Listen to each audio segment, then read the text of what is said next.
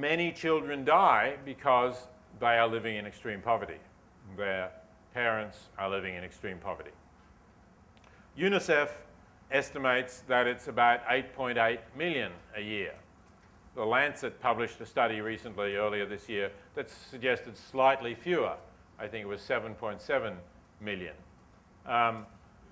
But on any of these estimates, it's a very large number of children. The 8.8 million is something like 24,000 children dying every day because of their poverty, from avoidable poverty-related causes, like some of the ones I mentioned, diarrhea or measles, or just not getting enough to eat, or unsafe drinking water. Now that figure, though it's a big one, actually has been dropping. If you pick up, that book is the recent paperback edition. I think it has the 8.8 million figure in it. A year or so earlier, that book came out in hardback, and the figure there was almost 1 million more, because I was using an earlier UNICEF figure. So according to UNICEF studies, the figure has been dropping. In fact, going right back to the 1960s, it was as many as 20 million children a year. And when you consider that the world's population in the 1960s was only about half of what it is today, that's actually really encouraging progress. As a percentage of the world's population, the number of children who die before they reach the age of 5 from poverty-related causes is below a quarter of what it was. So this is not an insoluble problem. It's not a black hole that we just pour money into without seeing any results. We do see results, but we are still in the situation where more than 20,000 children are dying each year because of this preventable poverty. And this is, I believe, something that we could do something about. A lot of these cases, we know what to do, and as I say, we are doing it and we're making progress. We're immunizing more children against measles. We're providing safe drinking water for more villages. We're providing local health clinics with very simple treatments for diarrhea. We're providing more people with bed nets so their children don't get malaria, another major killer of children. All of these things are doable and feasible if we put more resources into doing it. And there are organizations that are doing these things. I've set up a website with the same address as the title of the book, so it's easy to remember, thelifeyoucansave.com. And it contains links to some of the organizations that I think are doing an effective job here. So these are things that are possible to do. So I think it meets the second part of the premise. Firstly, there's something bad going on. Secondly, we can prevent those bad things going on. And therefore, I think that that is something that we ought to do, that we ought to be doing more. Some people may say, well, aren't we already doing quite a lot? Maybe not me personally, but isn't the United States government doing it? Aren't I paying through my taxes, or my parents paying through their taxes to do this already? But unfortunately, while the United States does do something in this area, it really does very little in comparison to the amount of wealth we have for the world's poorest people. If we look at the figures for foreign aid, a lot of Americans are under illusions about how much foreign aid the country gives, actually. There have been surveys where people have been asked, do you think the country gives enough foreign aid, or too much foreign aid, or too little foreign aid? And typically about half the people say too much.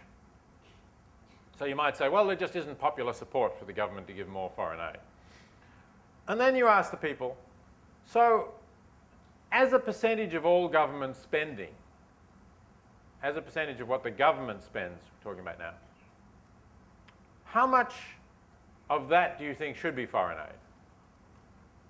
And the answers people give tend to be in the range between 5 and 10% of government spending they think should be given in foreign aid. And remember, they think we give too much, at least half of them do.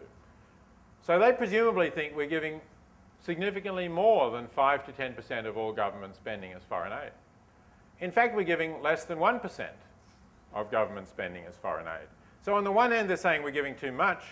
On the other hand, they have a completely, hugely inflated view of how much we do.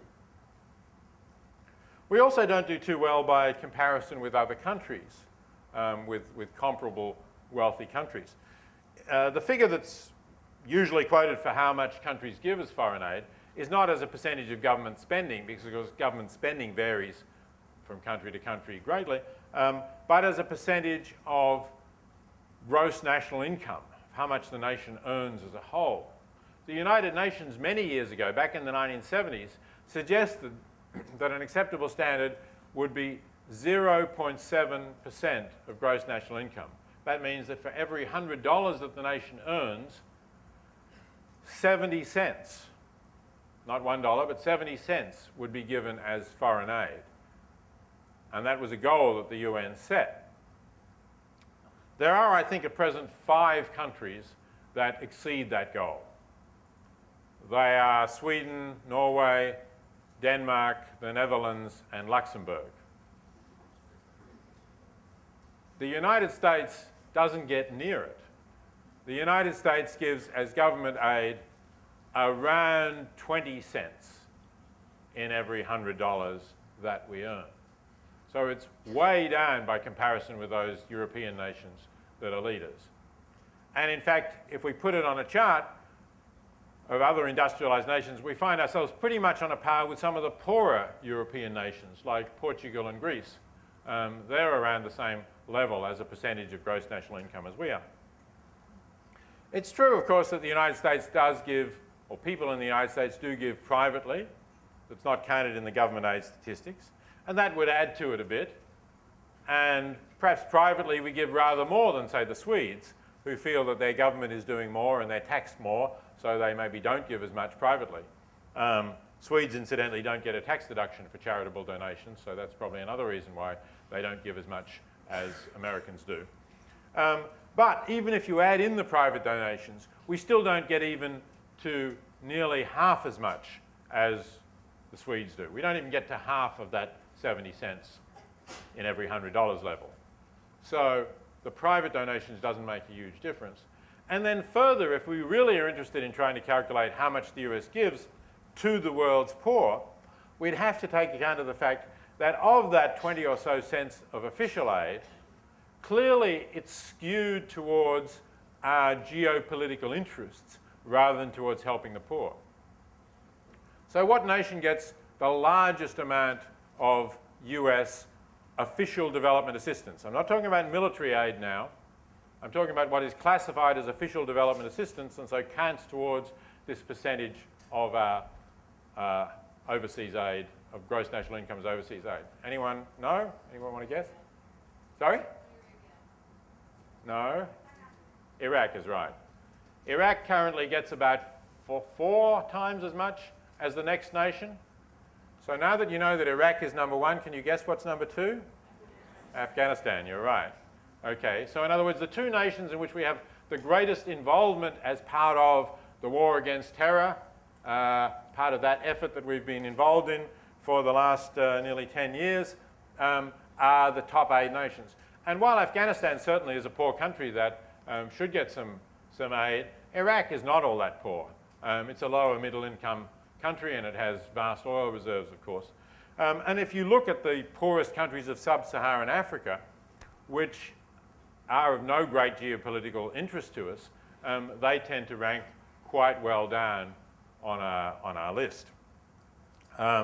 So you'd really have to tilt all that. And the result is that I think, we are not really doing very much about our responsibilities. Despite, a lot of press and a lot of people saying that we're a leader, even President Obama in a speech not that long ago said that we are one of the leaders in helping the world's poor. It's not really true.